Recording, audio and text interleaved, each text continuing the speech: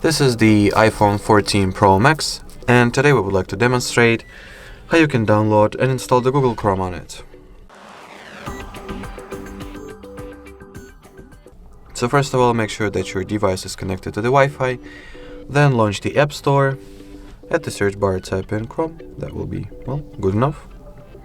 Then once the needed app is found, click on this install button. Wait until Google Chrome gets downloaded and installed. After that, launch it, accept and continue. Choose whether you would like for the synchronization option to be enabled or disabled. And after that, you can start using the browser. Alrighty, so that would be it for this video. Thank you so much for watching, and bye bye.